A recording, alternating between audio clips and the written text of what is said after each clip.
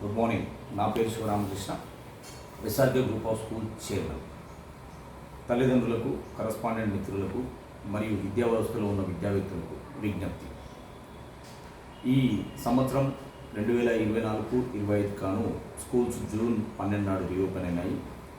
అప్పటి నుంచి విద్యార్థులందరూ వాళ్ళ హాలిడేస్ని ముగించుకొని మళ్ళీ స్కూళ్ళకు తిరుగు ప్రయాణం చేస్తున్నారు. కొత్తగా అడ్మిషన్ తీసుకునే వాళ్ళు మళ్ళీ కొత్త అడ్మిషన్స్ తీసుకొని వాళ్ళని కొత్త క్లాసుల్లో అంటే న్యూగా వాళ్ళని స్కూల్ పంపించే ప్రోగ్రాంలు కూడా ఈ రాష్ట్రంలో జరుగుతున్నాయి. ఈ సందర్భంగా మీకు ముఖ్యంగా తల్లిదండ్రులకు విజ్ఞప్తి ఏమనగా, మీరు స్కూళ్ళల్లో పిల్లల్ని జాయిన్ చేసేటప్పుడు కానీ లేకపోతే అంత ముందుకు మీరు నర్సరీ, ఎల్కేజీ, యూకేజీ ఆర్ ఏదైనా క్లాస్ చదువుకొని మళ్ళీ ఇంకో క్లాస్ తీసుకెళ్తున్నప్పుడు కానీ మీరు తీసుకోవాల్సిన జాగ్రత్తలు. ఒకటి ఫస్ట్ పాయింట్ ఏంటంటే, ఇదివరకు చదువుకున్న పిల్లలు అంటే నర్సరీ టు 9th క్లాస్ వరకు అండి, మీరు ఒకవేళ ఆ స్కూల్ చేంజ్ చేయాలనుకున్నప్పుడు మీరు అక్కడి నుంచి ఖచ్చితంగా టీసీ కానీ బోనఫైడ్ కానీ తీసుకోవాలి.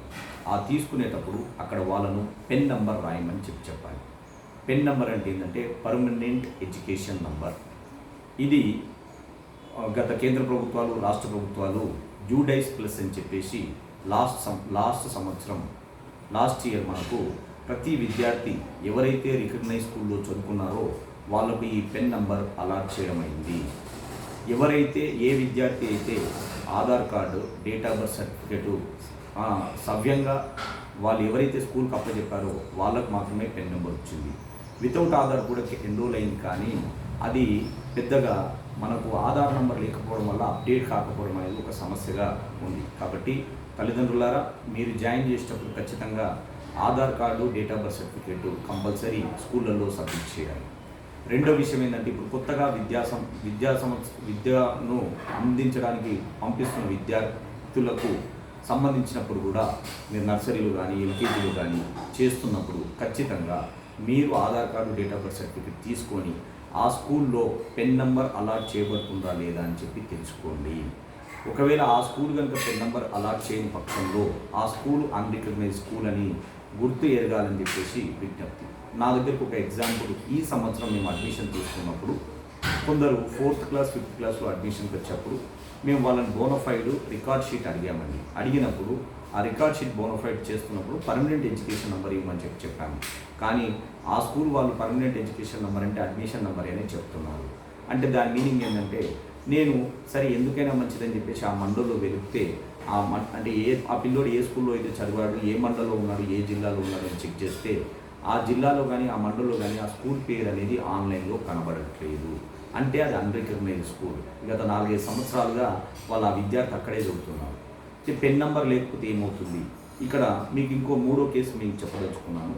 ఎన్ఈపీ ప్రకారం, నేషనల్ ఎడ్యుకేషన్ పాలసీ కానీ మన రూల్స్ ప్రకారం ఒక పిల్లోని 8th క్లాస్ వరకు వాడి ఏజ్ ప్రకారం వాడిని ఆ క్లాసులో కూర్చుండబెట్టవచ్చు. అంటే సపోజ్ ఇప్పుడు ఒక 12 సంవత్సరాల విద్యార్థి ఉంటే వాడు ఖచ్చితంగా తెలివికల్లోడు, వాడు చదవగలుగుతున్నాడు అంటే వాడిని 7th or 8th మనం కూర్చుండబెట్టచ్చు.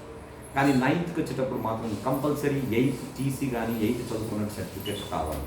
10th చదువుకున్నప్పుడు మాత్రం కంపల్సరీ 9th కంపల్సరీ కావాల్సిందే. కానీ ఇక్కడ ఏమవుతుందంటే 8th క్లాస్ పిల్లోడు బాగున్నాడు, హోమ్ స్టడీ చేసుకొని 8th క్లాస్లో డైరెక్ట్ అడ్మిషన్ తీసుకున్నప్పుడు వానికి ఫ్యూచర్లో గవర్నమెంట్ జాబ్స్ వస్తే వాడు నర్సరీ టు 7th ఎక్కడ చదువుకున్నాడని చెక్ చేస్తే వాడు చదువుకున్న రికార్డు ఉండదు. ఇప్పుడు మీరు కనుక అన్రికగ్నైజ్ స్కూల్లో గత 5-6 సంవత్సరాలు చదివించి ఇప్పుడు రికగ్నైజ్ స్కూల్లో పంపించినప్పుడు ఇప్పుడు వాడు 4th క్లాస్ నుంచి ఆ పెన్ నెంబర్ అలాగవుతుంది. ఆ నర్సరీ టు 3rd చదివినట్టు రికార్డు ఉండదు. ఇప్పుడు అది పెద్ద ఇబ్బంది కాదండి. ఎందుకంటే అది ఫ్యూచర్లో జాబ్స్ వచ్చినప్పుడు మాత్రమే, ఎంక్వైరీకి వచ్చినప్పుడు మాత్రమే ఉపయోగపడుతుంది. కాబట్టి ఇప్పుడు చాలామంది తల్లిదండ్రులు హంగు హార్బాటాలు చూసుకొని కొత్తగా స్కూళ్ళు వెలుస్తున్నాయి కాబట్టి అది అసలు రికగ్నైజ్డా అన్రికగ్నైజ్డా చూడకుండా వాళ్ళు ఏం చేస్తున్నారంటే జాయిన్ అవుతున్నారు. రెండో విషయం, చాలామంది డబ్బులను హోదాను చూసి జాయిన్ చేస్తున్నారు. హోదాను చూసి జాయిన్ చేయకండి. ఆ స్కూల్లో పరిస్థితులు ఏంటి, అక్కడ స్టాఫ్ ఉన్నారా లేదా, అక్కడున్న వాళ్ళు ఎంతవరకు చదువు చెప్పగలుగుతున్నారని కూడా చూడవలసిందిగా మీ అందరినీ కోరుతున్నాను. మీ శివరామకృష్ణ.